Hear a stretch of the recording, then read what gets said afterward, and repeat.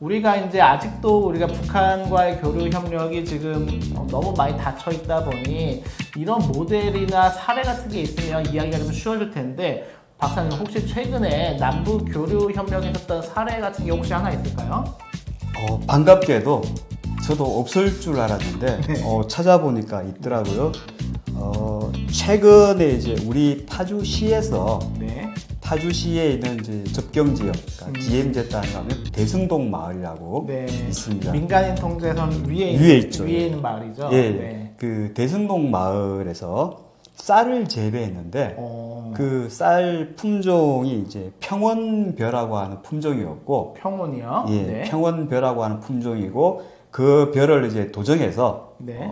이제 일반 시중에 판매를 하는데 그 쌀 브랜드를 이제 평화미소라고 이름을 지었더라고요.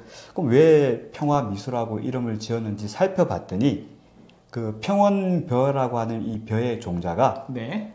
우리 대한민국의 벼 종자와 북한의 벼 종자를 교배해서 육종해서 새롭게 만든 품종이라고 합니다. 그러니까 어떻게 보면 우리 농촌진흥청이 이제 개발한 새로운 신품종인데 북한의 벼 종자 그리고 우리의 벼 종자를 서로 장점을 결합해서 조금 더 품질과 수량성이 뛰어난 새로운 종자를 개발했고, 그게 이번에 이제 파주에서 처음으로 한 40헥타르 정도 규모에서 아마 재배가 되었고, 이 쌀에 대한 이제 사람들의 관심과 평판이 굉장히 높다고 합니다. 그만큼 평화미소 쌀이 가지고 있는 그 밑에 담겨 있는 남북 간의 평화적인 관계, 그리고 서로 평화적으로 공존하면서 협력하면서 서로에게 도움되는 방안을 찾아가는 그런 부분, 어떤 평화적인 공존이나 교류 협력에 대한 열망 같은 것들이 이번에 평화미소에 대한 어떤 그 우리 사회에 굉장히 긍정적이고 호의적인 반응에서 찾을 수 있지 않을까, 그렇게 보여집니다. 그 평원벼라고 하는 남과 북의 종자를 교배한 평원벼를 통해서 평화미소라고 하는 쌀을 파주 최북단에 있는 대성동 마을에서 이번에 그 재배에 성공했다 하는 말씀을 지금 해주신 것 같습니다.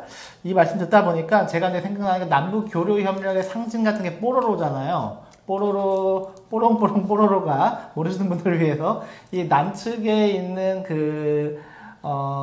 인력과 자본을 활용해서 스토리를 다 짰고, 북측에 있는 인력을 활용해서 거기에 이제 도색이라든지 이런 거 그림 그리는 것을 합쳐서 그 유명한 뽀로로가 탄생했다고 하는 것을 뭐 아시는 분들도 계시겠지만 아마 대부분은 모르실 겁니다. 그래서 농업계의 뽀로로가 파주의 이번 평화미소가 아닌가 하는 생각이 좀 잠깐 들었고요.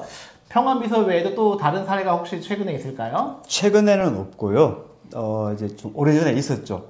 평화미소보다 조금 더 먼저 있었던 사례 중에 하나가 통일딸기라고 아마 보셨을 것 같습니다. 네. 뭐냐 하면 그 당시 2005년, 2006년 당시에 경상남도에 있는 농민단체하고 시민단체가 경남통일농업협력회라고 하는 단체를 만들어서 북한의 이제 평양 인근에 비닐하우스를 짓고 그 속에 이제 우리 남쪽에 있는 좋은 딸기 종자들을 가지고 가서 거기서 농사를 지으면서 그 비닐하우스에서 딸기 모종을 키웠습니다. 그러니까 씨앗을 심어가지고 싹을 틔워서 이제 모종을 만들었죠.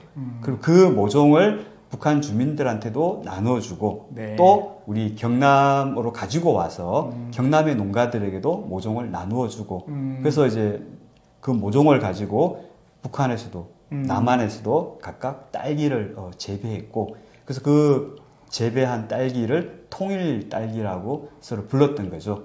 그것 역시 그 당시 이제 우리 남한이 어떤 좋은 딸기 종자, 그리고 그것을 이제 북한의 땅에서 그 사람들이 좀 정성스럽게 모종으로 키웠고 그렇게 키운 모종을 가지고 다시 남과 북의 농민들이 딸기 농사를 지었던 그 통일 딸기 사례 역시 남북 간의 어떤 평화 공존이나 교류 협력에 좋은 사례였고 이번 평화 미소와 같은 이런 선행 사례라고 볼 수 있겠습니다.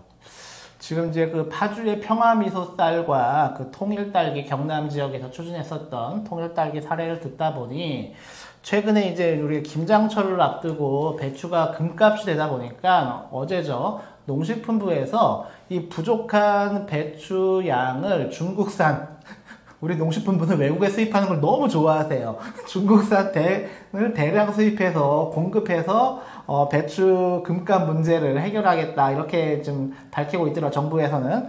근데 방금 말씀하셨던 평화미소나 통일딸기 사례와 같이 배추도 남북 교류 사업으로 얼마든지 공급이 가능하지 않을까요? 여건만 된다면 얼마든지 이제 가능한 부분이죠. 예를 들면 지금 우리가 이제 여름철에 나오는 배추나 신선 채소들은 대부분 이제 고랭지에서 재배를 하거나 그렇지 않으면 많은 냉방 전열을 필요로 하는 이제 그 하우스에서 재배되는데 올해처럼 무더운 폭염들이 이렇게 지속이 되면 네. 고냉지 채소나 하우스 재배도 굉장히 어렵죠. 그러니까 생산성이나 수량이 굉장히 많이 떨어지고 그러다 보니까 이제 올 여름 폭염으로 인한 영향 때문에 고랭지 배추 그리고 이제 하우스에서 재배되는 신선한 채소들의 가격 공급이 워낙 떨어졌기 때문에 네. 가격이 굉장히 높게 많이 올라갔는데요. 만약 우리 지금 고냉지 대관령이나 이쪽에서 고냉지 배추나 무를 재배하는 농민들이 여기 이제 대관령 쪽에서 하지 않고 그분들이 만약 북쪽의 개마고원 같은 데서 고냉지 배추나 고냉지 채소를 재배해서 네. 우리 대한민국 쪽으로 가져올 수 있게 된다면은 네네. 지금처럼 어떤 기후 위기로 인한 폭염, 장마 이런 부분 때문에 여름 채소가 이제 생산이 크게 줄어들고 가격이 폭등하는 이런 네. 사례들을 충분히 막을 수 있겠죠. 네. 그렇게 남한의 배추 농가들이 북한의 개마고원 쪽에 가서 배추 농사, 무 농사 혹은 하우스를 통해 가지고 여름철 폭염에 필요한 이제 그 신선한 채소들을 재배해서 국내로 갖고 올 수 있는 이런 서로 간의 관계만 네. 만들어진다면 이번처럼 뭐 금배추라든가 이런 사태들은 사실 막을 수 있다고 보여집니다.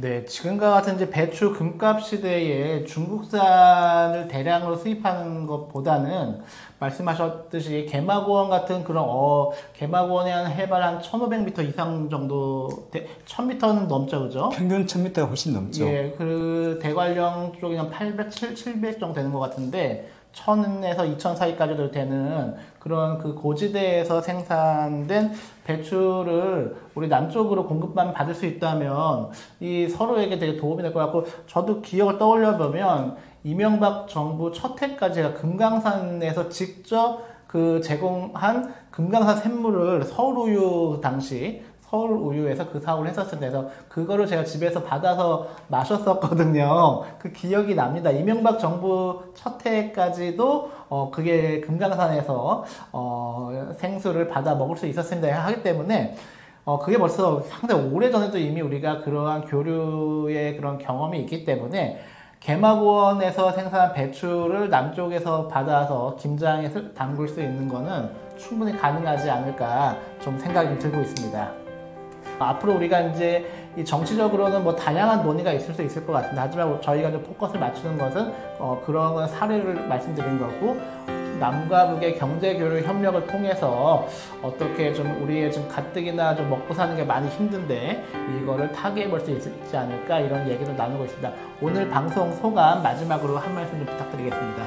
네, 평화적으로 공존하면서 서로 협력하고 교류하는 이런 실질적인 부분에 대해서 더 중점을 두고 일을 해야 되는 것 또한 엄연한 현실인 것이죠.